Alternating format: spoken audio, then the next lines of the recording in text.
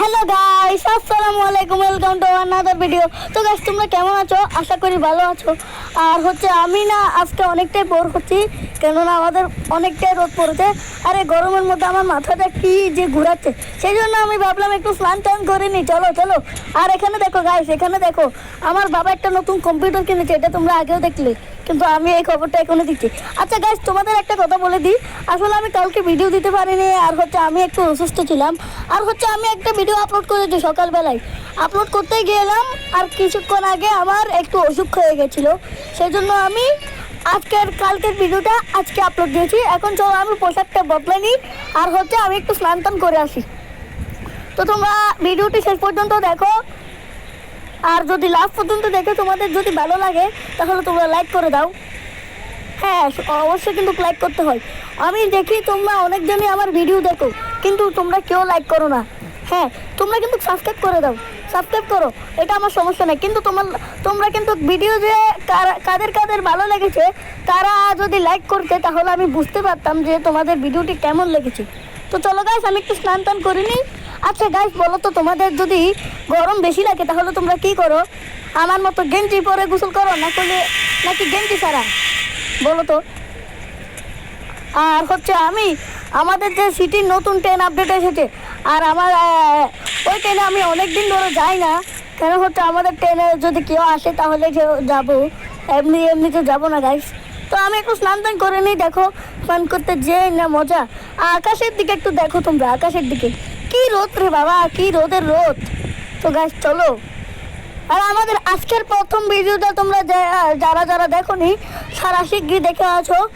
আর এটা আজকের এই ভিডিও যেটা আমি আপলোড করছি, সেই ভিডিওটার আগে আছে, তোমরা এখনই দেখে নাও গা। আর এটা দেখে তোমরা একটু মজা পাইতে পারো।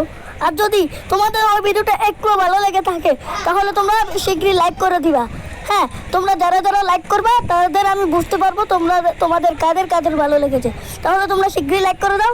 আর দেখো, তোমাদের সাথে কথা বলতে বলতে আমার কিন্তু স্নানটা কমপ্লিট হয়ে গেছে। আর এখন আমি কি করব তোমরা বুঝতে পারছো। আমি এখন ঘরে যাব, পোশাক বদলাবো, খাবার খাবো, তারপর আমি খাওয়াবো আমার কুকুরটাকে। ভাই জানো, কুকুরটাকে আমি শখ করে এনেছিলাম, কিন্তু আমি ওকে বেশ কয়েকদিন ধরে সময় দিচ্ছি না। তোমরা কিন্তু দেখতেই পাচ্ছ গাইস, আমি আজকে ওকে সময় দিব। আমি অনেক দিন ধরে ওকে সময় দিচ্ছি না গাইস। আর আমি বেশ কয়েকদিন ধরে বাইরে থাকছি, আর বাড়িতে থাকলেও তো আমি ওকে সময় দিচ্ছি না। তো চলো, আমি যেখানে যাবো ওকে আমি আজকে নিয়ে যাব। তো চলো, তোমরা আমার সাথে থাকবে। চলো বাবা, ও বাবা, তুমি তো সকাল সকাল উঠে গেলে, তোমার আর কোনো খেয়ে দিয়ে কাজ নেই। হ্যাঁ হ্যাঁ, আমাকে তো চুপ থাকতে বলবাই, তোমার তো খেয়ে দিয়ে কোনো কাম নেই। হ্যাঁ হ্যাঁ, দিও না, দিতে হবে না। আমি এখন গাইস পোশাকটা বদলাইনি, আর গিয়ে একটু ভিতরের দিকে গেম খেলবো। আর গেম খেলার শেষে আমরা যাবো একটু বাইরে। আর এখন আমি শার্টটা একটু বদলাই নিলাম, শার্টটা আমি আমার প্রিয় শার্ট এটাই পরলাম। তো গাইস, তোমরা কিন্তু জানাবে এই শার্টটা আমাকে কেমন লাগতেছে। আর আমি নতুন একটা প্যান্ট পরলাম, আর আমি ক্যাপটা একটু পরে নিচ্ছি, না হলে আমাকে সবাই বলবে টাক্কা মানুষ। তোমরা কমেন্টে এটা কিন্তু লিখবে না গাইস, তোমরা কিন্তু এটা কমেন্টে লিখবে না, প্লিজ তোমরা কমেন্টে লিখবে না। কেন, আমাকে যদি কেউ টাকলা বলে তাহলে আমার অনেকটাই রাগ হয়। তো গাইস চলো, আমাদের সব কাজ শেষ হয়ে গেছে মোটামুটি। তো আমরা এখন যাই একটু খাবার খেয়ে নিগা। আর আমরা গেমিং রুমে একটু গেম খেলতে যাব। চলো চলো। তো গাইস চলো চলো। আরে, ফ্রিজ থেকে যদি একটু ঠান্ডা পানি খেতাম, এই ফ্রিজটা এই যে আমি খেয়ে নিলাম। যাও, এই যে গাইস, এই যে খেয়ে নিচ্ছি। এই যে কুকুর, তুই খাবি নাকি? খেতে হবে না, আমি তো ডগ ফুড খাই, ডগ ফুড। হ্যাঁ হ্যাঁ, তুই ডগ ফুড খেয়ে থাক, বুঝতে পেরেছিস? হ্যাঁ, আমি ডগ ফুডে খাবো। তো গাইস, এদিকে খাওয়া দাওয়া আমাদের কমপ্লিট। আর আমরা এখন একটু গেম খেলবো। চলো গাইস, আমরা একটু গেম খেলে আসি। আর কই রে টমি, তাড়াতাড়ি আয়, তোর তো পাই চলে না, দো বোকা। চলো গাইস, একটু ওপেন করে দেখি। আমার গেমিং রুমে আসছি আমি, সবাই কেমন আছো বলে দাও। ওকে গাইস, আমি জানি তোমরা, আমি যেসব ভিডিও ছাড়ি তোমরা ট্রেনের আওয়াজ শুনলে ওটা অনেকটাই বড় শুনো, আর আমি যখন ভিডিওটা বানাই তখন আমি একটু কমই শুনি। আর হচ্ছে এখন আমি গেমটা খেলা শুরু করি। ফ্র্যাঙ্কলিনের বাড়িতে চলে এলাম, আমি চলে এলাম। আজকে আমি ওদেরকে আমি ছাড়বো না, ওর বাড়িতে ও ছাড়া আর কেউ থাকে না। তার জন্য আমি আজকে ওর বাড়িটাকে দখল করে নিব, আমার বানিয়ে নিব। আর এই শহরটাকে আমি আমার দিয়ে নাচাবো।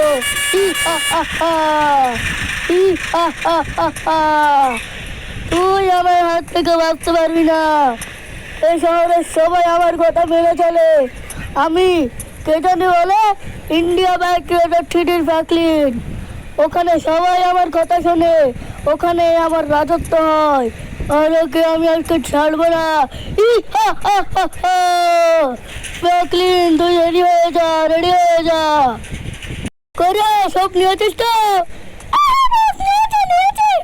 হ্যাঁ, আমি একটু রকেট লঞ্চার নিয়ে নিই।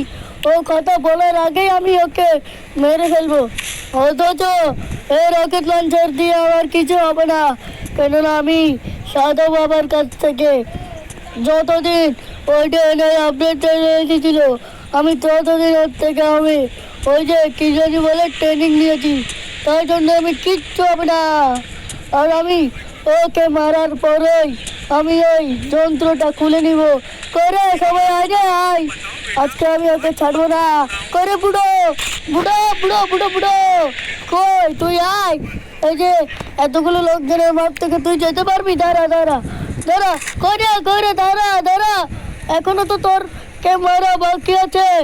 ওই এই যে আমি আজকে কাউকে ছাড়বো না। ও মনে হয় গেমিং রুমে আছে, ও মনে হয় গেমিং রুমে আছে।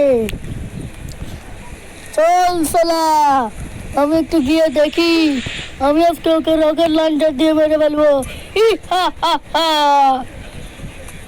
করে এখানে তো আর কুকুরটা বেশি আছে, কিন্তু ও তো নেই।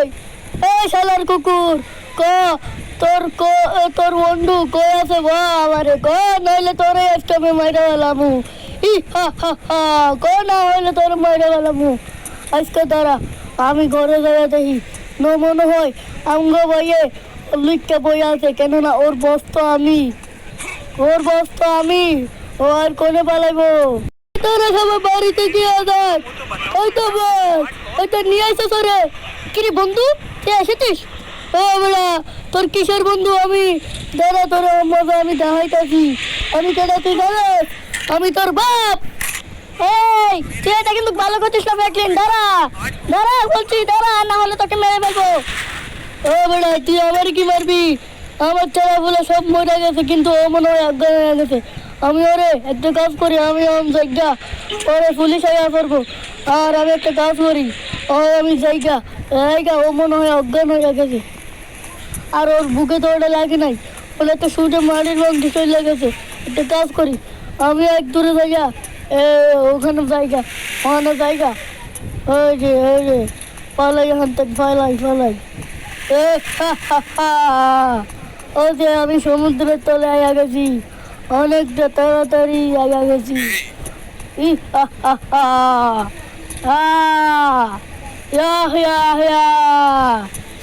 অবশেষে আমি অতক্ষণ ভরে ওরে মারতে পারলাম। তো কি হলো গাইস, ফ্র্যাঙ্কলিন কি আসলে ওকে মারতে পারবে নাকি পারবে না? এই ইন্ডিয়া বাইকটা তো থ্রিডির ফ্র্যাঙ্কলিন ওকে কেন মারলো? আসল সত্যটা জানতে হলে তোমাদের পার্ট 2 দেখতে হবে। তাহলে সবাই কমেন্ট করো, পার্ট 2 চাই, পার্ট 2 চাই, পার্ট 2 চাই। কমেন্টে লিখে বলে দাও পার্ট 2 চাই। আর ভিডিওটা কেমন হয়েছে লাইক করে দাও, শীঘ্রই লাইক করে দাও।